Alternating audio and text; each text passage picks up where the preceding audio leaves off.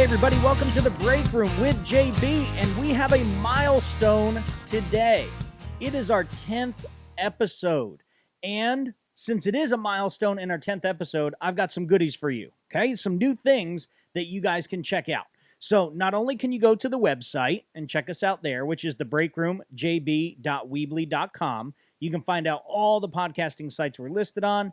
You can email me there. You can also find any of the news stories we talk about, etc. Not only can you go to Facebook, the Break Room JB on Facebook, search that. Now, and I know I promoted this back a ways, but it is come to fruition now. Now you can see us on YouTube. That's right. The episodes will be airing on YouTube as well. So please, guys, on YouTube, if you go and watch it there, please subscribe so you know when a new episode drops. Please leave your comments there too. I would love to hear feedback from you. If you can't leave them there, remember, thebreakroomjb@gmail.com is the email address. Send those emails to me. Any comments are accepted, good or bad. I don't care. Whatever is on your mind, if you want to chime in on something we've talked about, please send that to me. So not only do we have YouTube, but we have Twitter now too. Yes, I twit now too. That's an inside joke from a couple episodes back. So the Twitter handle is @RoomJB. @RoomJB. Okay, so that's our Twitter handle there. There's really nothing up on Twitter yet, but I will be posting updates on new episodes, soliciting maybe, not advice, but, well, advice, yeah. Advice on maybe future topics and so forth. So you can see us on the website, thebreakroomjb.weebly.com. You can look at us on Facebook at just The Break Room with JB. You can check us out on YouTube, and all you got to do is search The Break Room with JB on YouTube, and now on Twitter at RoomJB. Okay, sorry, I had to look down and read that off. That's kind of new, so I don't have that ingrained in my memory just yet. So those are the goodies for you. Okay, on episode number 10, our 10th episode, which is awesome. I really appreciate the support that you guys have shown so far. I pray and plead for the continued support that you guys will give us and give this program going forward. And we will get back to our Reunited series. But today I wanted to hit the reset button and kind of go back to our roots, like I said. Go back to what we started this program out as, or like, I should say. Now, for those of you that have been here the whole time and have listened to episode 1, 2, and 3, you know that basically the first 2 episodes, I was just given, I don't want to say my opinion, but I guess my opinion was in there. I just was trying to solicit you guys and everybody else to make sure you're thinking for yourself. When you read something, when you see something, when you're given something, when your phone dings, don't take that to heart. Make sure you open it up and read it and figure out what it's actually trying to say. All right? Don't assume, make sure. Back your opinion and your thoughts up with facts. So that's how we started out. And I kind of want to get back to that today because I'll be honest with you guys, what in the heck is going on? I mean, really. I've had it up to here, and now you can see me doing that on YouTube, okay? I'm all jokes aside, I've had it up to here. I've had it up to here with everything going on, every single little thing.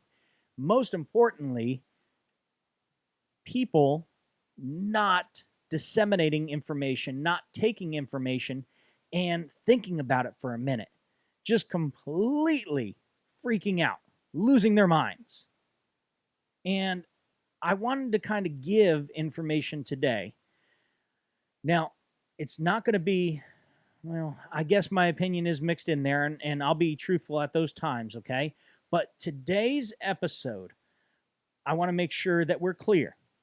I'm not trying to incite anything. I'm not picking sides, one or the other. As you know, I'm completely in the middle, and I feel strongly that everybody should be in the middle to make up their own minds on which topics and which causes to best suit them, their family, and their beliefs. So I'm not trying to pick sides. I'm not trying to pick a fight. I'm not trying to start an argument. So you can just get that all out right now. As we go on, it's not happening. I'm not trying to do that. What I'm going to present to you today is the facts. I'm going to present facts to you and let you figure this out for yourself. Take those facts. If you want to take those facts and tell me I'm full of crap, that's fine. I don't care. But my conscience is, is good because I know I gave you the information that I researched in credible places and gave you the truth. Okay? So if you want to take that information and look at it a little bit more and maybe even try to find something that I did wrong, that's fine too. Hey, let me know. If I misinformed you for some reason, I want to know because I'll be the first one to come out and say, hey, listen, I made a mistake. Now, for those of you that don't know, going on that last comment I just made, I'm in education. And that's one thing that I have hammered into my students is don't be afraid to make a mistake. Admit when you're wrong. And I always tell them, I said, listen, guys, I'll be the first one to admit when I am wrong to you. Absolutely. Because if I can't admit that I'm wrong, how am I expecting you to admit that you're wrong in some cases and learn from that? That's where we learn. Okay? You learn when you fall down. Take riding a bike, for example. You learn by falling off that bike. You learn how to ride it better. You learn by falling off that skateboard. You learn how to ride it better. So when we are wrong, it's our falls, it's our trips. And that's where we learn from, okay, in the academic side of it, if you will. So with that all out of the way, with the disclaimer all out of the way, I'm not trying to push you one side or the other today. I am not trying to cause a fight or start arguments or anything like that. I might get a little heated, yes, because I feel passionate about some of this stuff. I just want you guys with everything, and I just said, what the heck is going on? Everything is just is crazy right now, and I've had it up to here. I want everybody, and hopefully after today, I can do this as well. I want everybody just to take a breath. Just take a breath and exhale. That's what I want you to do today, and that's what I hope this episode allows you to do. Okay, so we have 3 topics and 3 things I want to touch on. The last one, the last subject or the last topic in segment number 3 that we're going to touch on probably is going to get a few people a little, excited, if you will. We'll say it that way.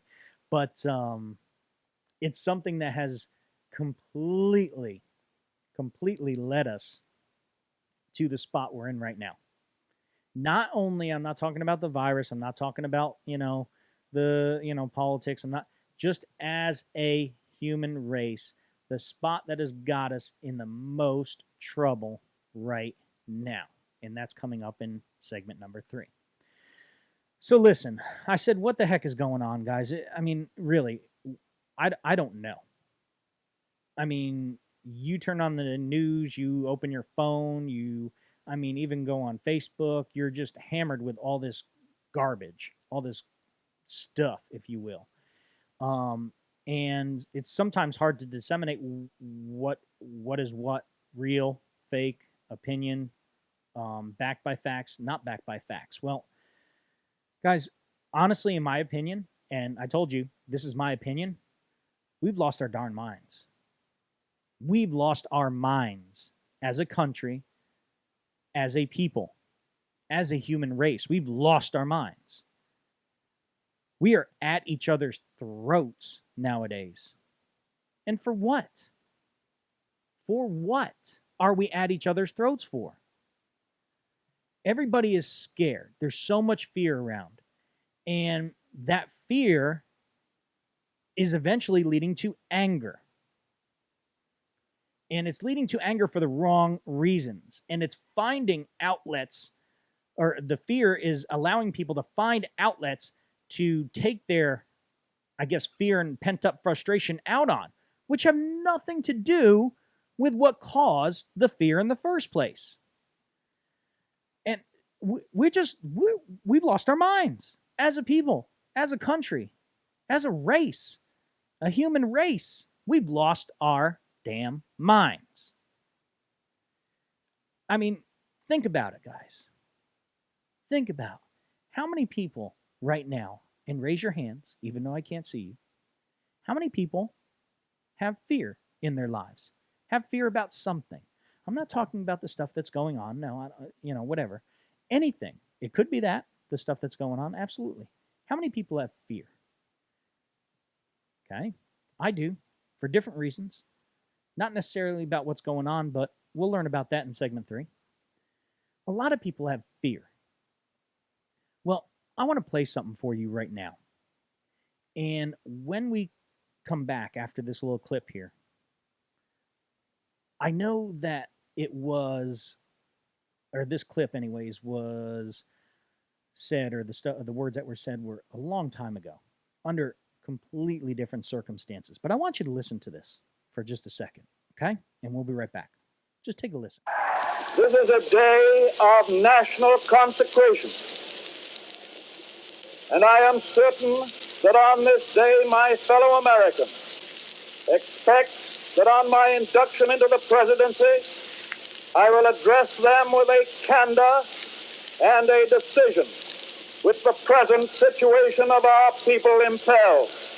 So first of all, let me assert my firm belief that the only thing we have to fear is fear itself. Nameless, unreasoning, unjustified terror which paralyzes needed efforts to convert retreat into advance.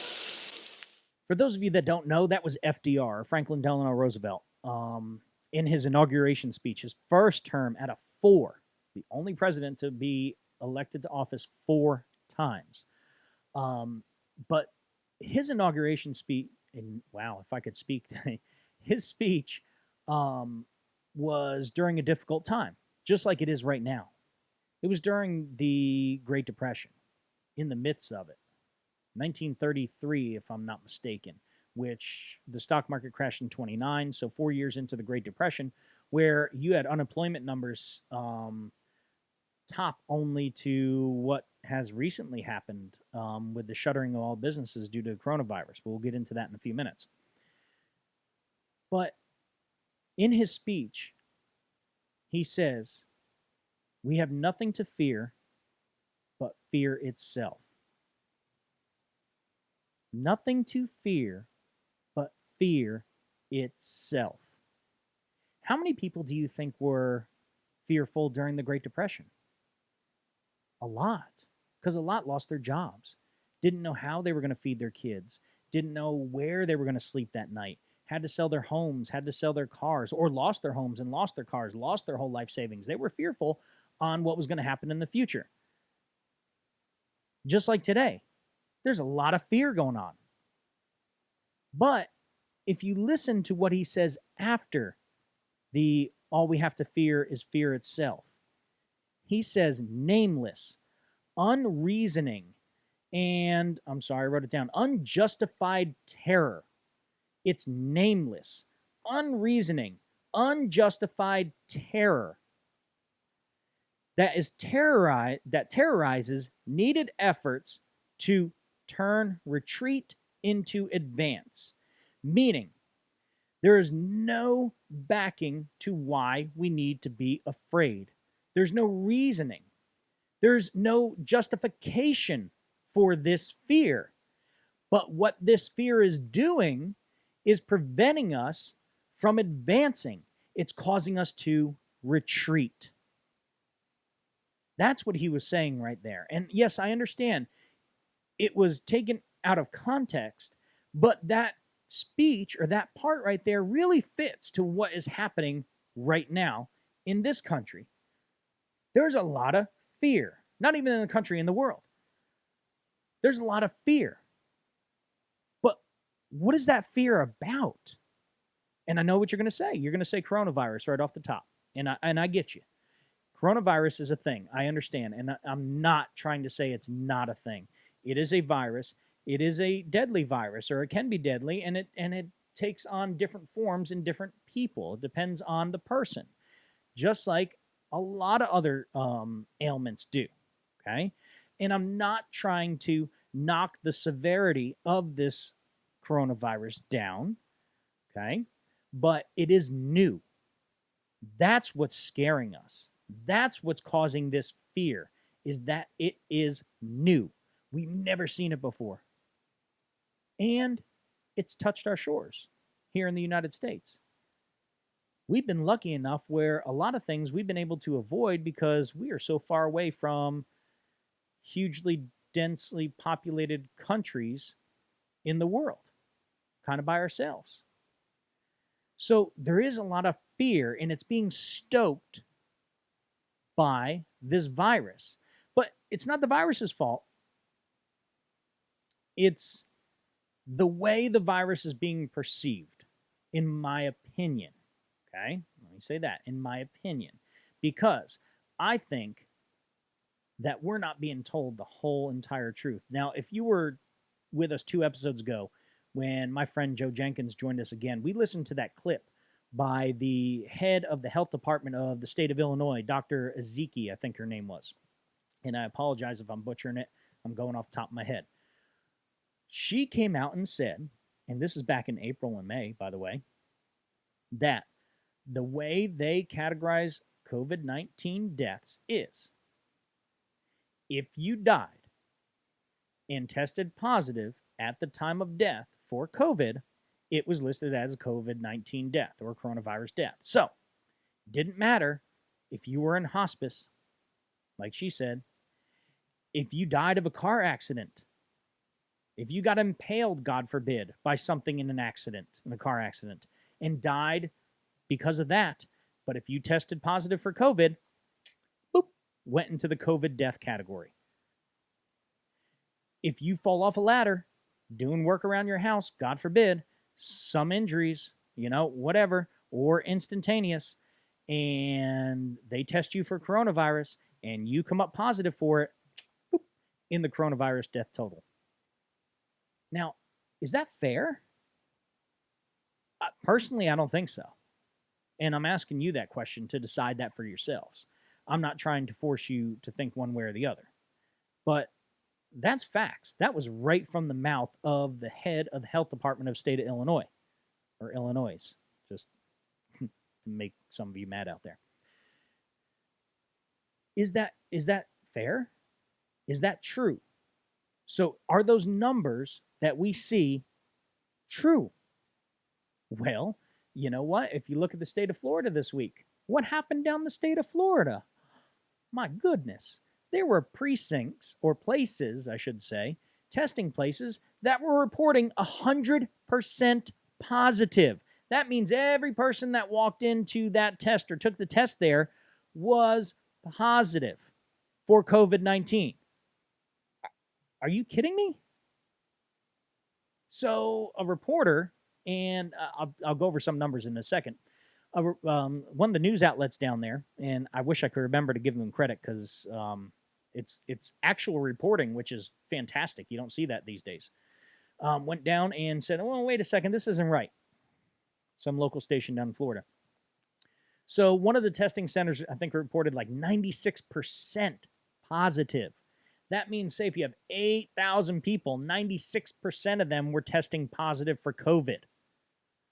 Well, they called all the hospitals that all these tests were done at and so forth, or the patients were, and it was only 9%. Then there was another instance where it was 70-something% positive.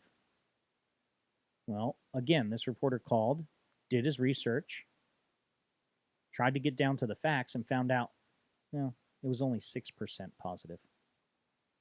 So these numbers were getting added to the total of Florida. And if you remember, just a couple days ago, they hit like the record, one-day record of any state, I think, if I'm not mistaken, or their one-day record, which was enormous. I mean, the numbers were huge. But if they're reporting 97% and it's really only 9%, those numbers are skewed, in my opinion. Guys, I don't think we're being told the truth here. Not about the severity of the disease, I'm not saying anything about the disease, okay?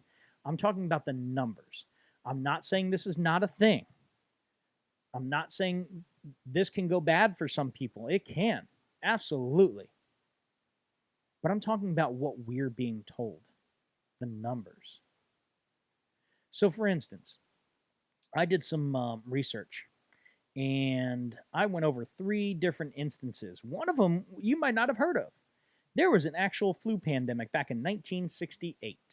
1968. The year, I believe that was Woodstock, if I'm not mistaken. It was either 60 or 69. Not that old, so double check me on that. That hit here in the United States and the world. And of course, everybody knows about the Spanish flu. So let me go over a couple numbers for you. Okay. Now, before I say this, I know 1 case and 1 death is way too much. I understand that. I really, really do. Okay. It's unfortunate that people have succumbed to this new illness. It's unfortunate that people have caught this new illness. It's real. It's real. I'm not denying that, and I'm not trying to convince you otherwise. I want you just to have the facts and the numbers because everybody is freaking out about this, and I don't think we're being told the complete truth. And I don't have the truth for you, but I have some facts that I want to share with you. Okay? So, I live in a state that is extremely, according to everybody, extreme hotspot right now. As a matter of fact, I think we're on all the other states that have banned states, especially New York.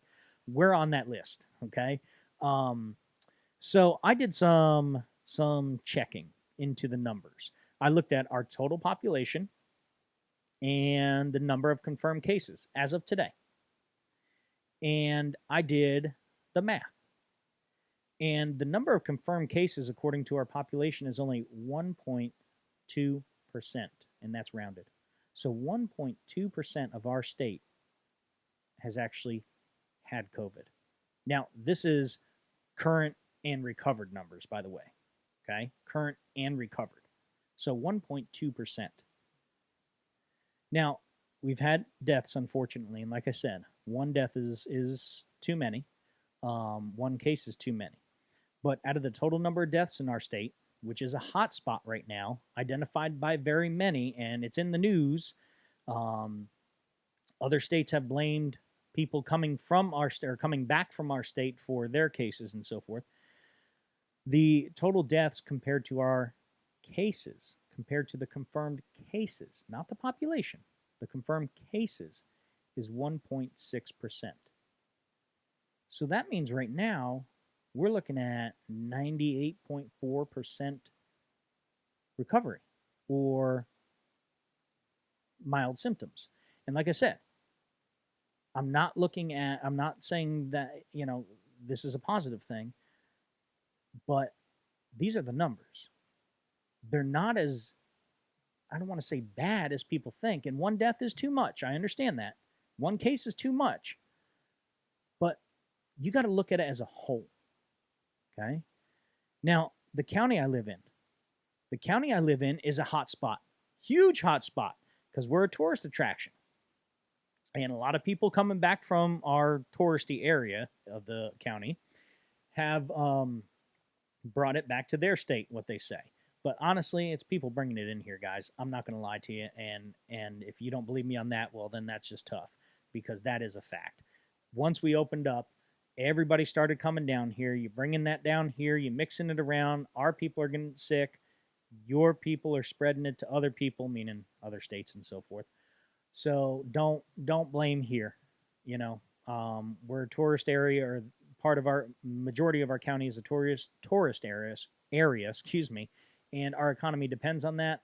I understand kind of why they opened it up in a sense, but you know what? It is what it is. Out of our hands. Stop blaming us for spreading it around. A lot of people are bringing it down here, spreading it around here to us, and then thus giving it to others. So anyways, our county, confirmed cases as according to the population is only 1.6%. And the deaths to the confirmed cases is only 1.2%. Now, like I said, One is too many. But we're around 1%, guys, in all these cases and deaths, not only in the state, in the county. Now, here's where it gets a little tricky. The United States, okay, I took that number 2. The total number of confirmed cases in the United States as put up against the population is only 1.1%. That means only 1.1% of our total country's population has tested positive for coronavirus. 1.1%. Now, here's where it gets dicey. Deaths. And even in the state level and even in the county level, I don't know how they're reporting these. I really don't. If you die of something else, but you test positive for COVID, apparently in Illinois, it's going in the COVID death category. So these death numbers are skewed, and it's high. Okay, it's actually 4%. The number of deaths up against the confirmed cases is about 4%. Now, like I said, that's a little high. Okay, but if you listen to that episode, I think it was episode number 8, if you will, with Jenkins, and we played that clip for you. You can look it up. Dr. Ezekiel of the state Illinois Health Department explaining COVID deaths. You can look it up on YouTube. Are those numbers actual COVID deaths? Or are they deaths with a diagnosis of COVID at the time of death, but they died of other things? So that's a little, kind of up in the air, okay? Now, I did the world population too, to be honest with you, and the confirmed cases in the world, and these are current numbers, confirmed cases in the world as opposed to the world population is only 0.17%. 0.17% tested positive for coronavirus in the entire world. Now, that includes our numbers too, okay? And again, the deaths rate, the percentage is a little high. It's 4.3%. But again, do we know that those are truly COVID deaths? And like I said, I'm not trying to convince you otherwise. I'm just giving you the facts and the numbers, guys. The facts and the numbers. Please. We don't need to be freaking out as bad as we are. It's shameful that these things are put on the news and sent to your phone like sports scores every day. That's stupid. Who needs to know that? Not us. We don't make the decisions. We make our decisions for ourselves, but as a whole and as a community, as a government and as a country, we're not the ones that make the decisions. So in effect, just by sending these numbers out there, you're riling people up. It's sad. It really is. So I looked at the Spanish flu and I looked at the 1968 flu. Now, obviously, I couldn't find confirmed cases on there, just the people that succumbed to those outbreaks, if you will.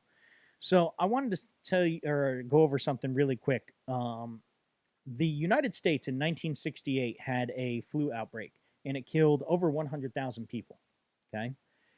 And that was 0.05% of the population. It killed 1 million plus in the world, and that was 0.3% of the population. And those are current population numbers of those times. So the 1968 flu killed 0.05% of the U.S. population and 0.3% of the population of the world. Coronavirus in the United States is only 0.04%. And that's rounded, by the way. 0.04%, and that's rounded.